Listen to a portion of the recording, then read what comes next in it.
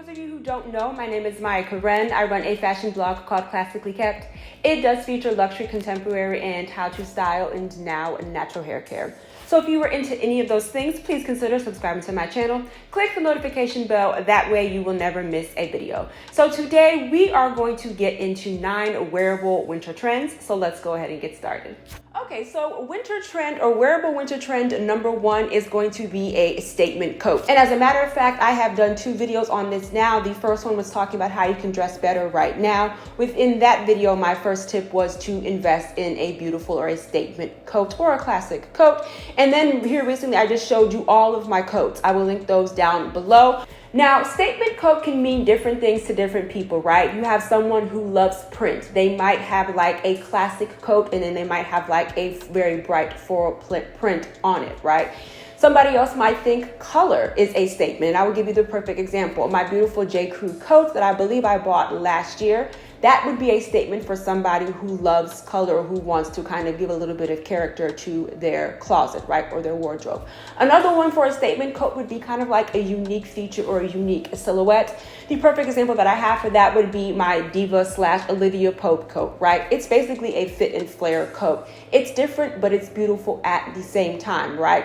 You also have applique. You also have 3D. You also have, like, I know you guys are very familiar with the Balenciaga coat at this point. I was able to find a substitute for that. It has very sharp shoulders, comes in at the waist, and then kind of goes out. I know there's a coat right now with awake mode, the most gorgeous coat. It has a gorgeous silhouette, a gorgeous color, okay? But the first wearable trend is going to be a statement coat. And like I said before, whenever we're talking about trends, make sure that you are comfortable with the trend. You don't necessarily have to go down the rabbit hole or go deep into it. You can take a portion of that trend and make it your own. Just like I gave the example, statement means different things to different people, right? You have color, you have applique, you have prints, and you have a different silhouette. Wearable trend number 2, which this was also a trend for fall, but it's also going to be a trend for winter, is going to be red everything. Now, you guys know that when it comes to red, I basically wear that for Aiden's games because that happens to be one of his football or his school colors, right?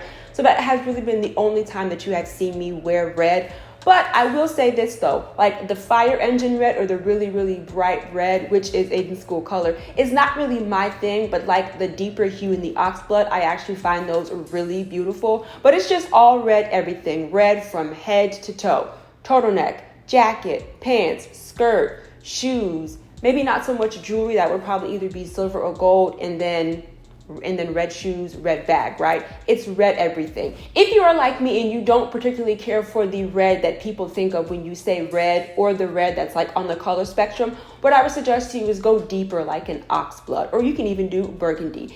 Remember, when we're talking about trends, make sure that even though you are trying a trend, make sure you are comfortable with it. So if someone like me wanted to try the red trend, I wouldn't go full fire engine. I would go more oxblood. Remember, we are tailoring trends to our aesthetics and to our wardrobes. The next trend is going to be dark denim. And you know, for the warmer months, typically you will have like a light wash or a lighter denim. And then typically for like your cooler months, people will start to move into your darker denim. Also, a lot of people associate light denim with more casual, and then a lot of people associate darker denim with like elevated style and just a little bit more chic, right? But again, denim, just an all denim look has been in for a couple of seasons now, and for winter it is not going anywhere. And when we're talking about dark denim, it doesn't necessarily have to be like the dark denim. It could be black, it could be dark gray, it could also be indigo. But again, it's just head to toe, dark denim. The next trend is going to be power dressing with an edge, right? And basically what that is, or what that means, is you are going to take your stereotypical or just your typical office pieces, your button-ups, your loafers, your suits, your cardigans, your sets, your trousers, your chinos, and then you're going to add a piece of edge to it. So let's say, for instance, you have on a pair of loafers, right? We are all pretty much aware of the Gucci Princetown or Princeton loafers, right? That is a very classic silhouette, but then you have added edge, not because of the horse bit, but because of the fur, right? When you think of your classic loafer, you don't particularly think of fur and loafer at the same time, right? It would kind of be the exact same thing. Let's say you have on trousers. Let's say you have on a pair of pointy toe stilettos, you have on a white button up, to give it the edge, power dressing with edge, right? To give it the edge, let's say you might throw on like a see-through or like a sheer tank top, or like, I know what's really popular right now is like one of those like chainmail or like one of those pearl camis, right? Power dressing with an edge. Take your suit and kind of modify it a little bit. Or even something, you know, with a little bit of edge or a little bit of grunge. Maybe you have on like a pencil skirt or a midi skirt and you do have on a loafer. I know what is really, really popular right now. I believe it's Miu Miu, and then I believe Mango and Pixie Market, and there's another company that have done a dupe. It's like those sheer stockings with the polka dots. So let's say that's what you have on. You have on a pair of loafers, you have on a midi skirt, and then you kind of like pull those sheer socks up. That is power dressing with edge, right? It could be the same thing, you know, let's say with your suit. Let's say you have a gorgeous rust suit. To give it some edge, you might put maybe like a pin right here, and then you might take like an obi belt or like a very wide belt and you cinch in your waist and leave it like that, right? Power dressing with an edge is very much, I guess you could say, an aesthetic driven trend. Keep your classic piece and then do something a little off to make it edgy. The fifth trend, which I am very excited about, is gray. Just like red everything, gray is very much having a moment. If you don't know, gray is my favorite color. Whether it's light gray, heather gray, dark gray, charcoal, gunmetal, I love all shades of gray. And gray is pretty much a neutral, but it's typically a neutral that people think of, that people kind of forget about. I actually think that gray is a very beautiful color. I know it's very muted, but I just love the color. So you guys know that I am well suited. You guys know that I also bought the Aritzia figure coat in that beautiful dark gray color. I also bought a turtleneck to match, and I bought like one of those midi or maxi column skirts to go with it.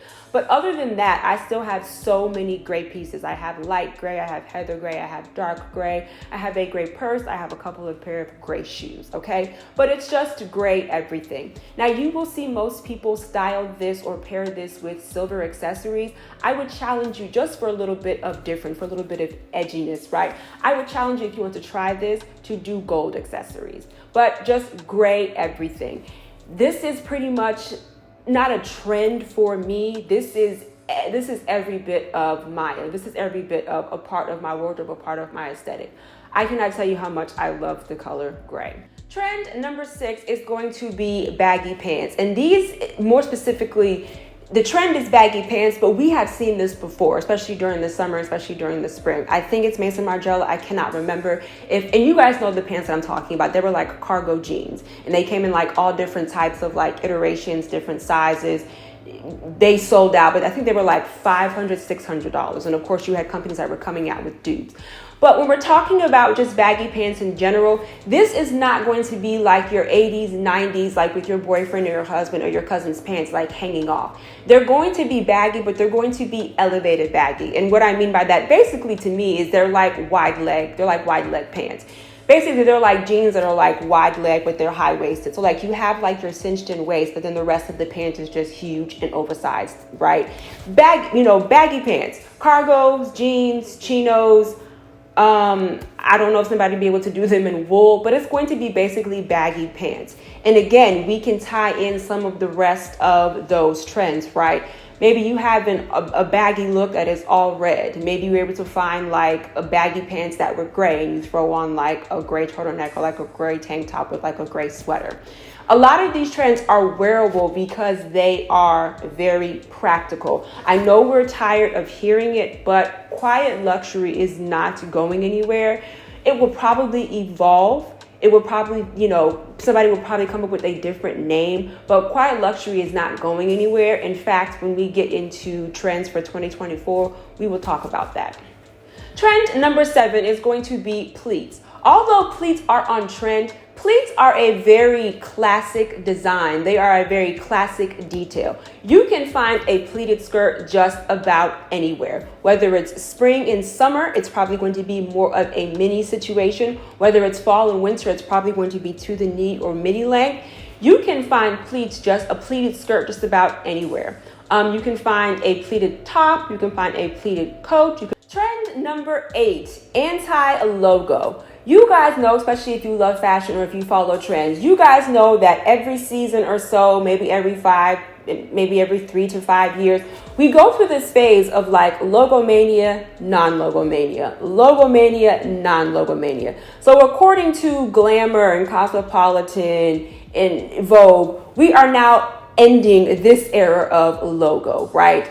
And I'll give you the perfect example. You guys know that I had the Bottega Veneta circle skirt. If we were in a logo craze, I probably would have been able to get that skirt, or they probably would have produced that skirt with a whole bunch of BVs on it or their logo, right? That is very much, and like I said, I know people are tired of hearing it, but the anti-logo thing, I think, is kind of like coming off the backs of quiet luxury, right? If you know, you know. If you don't, you don't, right? Valentino, I remember Valentino came out with that entire logo capsule collection. I believe it came in brown and black. Of course, it did very well, but they also had like a cap. They had stockings, they had shoes, they had bags, they had skirts, they had dresses. It was just full on a logo. We are now coming out of that phase. Like I said, quiet luxury is not going anywhere, but if you know, you know. If you don't, you don't. Anti-logo. And the last wearable trend is going to be texture. You know, nothing crazy, but when someone says texture, they might be talking about, you know, a cable knit sweater. They may be talking about, you know, some fur on your pants. I will give you the perfect example. You guys know, and you've seen it before 100 times at this point. I also did a collection of all of my sweater dresses. The Ulla Johnson cream tunic / sweater dress that I stocked for months and then finally was able to get on sale. It has everything going on with it, but at the same time, it is just so beautiful. It has the cable knit pattern and design, and it also has like 3D puff balls on it, right?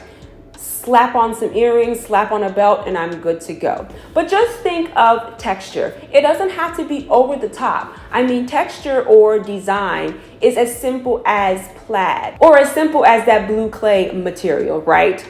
Boiled wool. What's another one? You have teddy coats. Also, something just as simple as a tweed. Tweed is a texture, right? Okay, so those are all of the trends that I do have for you today. And if you are into fashion, you probably have, or if you keep your closet up to date, you probably have a lot of these in your closet already. A lot of these are returning, like the all red, the quiet luxury, and the cargo pants. But let me know if there's anything on this list that you want to try or that piques your interest. I just want to let you know that here on YouTube, I do upload videos every Wednesday and Sunday. And right here or right here, I'll put my Instagram handle. Thank you so much for hanging out with me, guys. Bye. We always have it coming.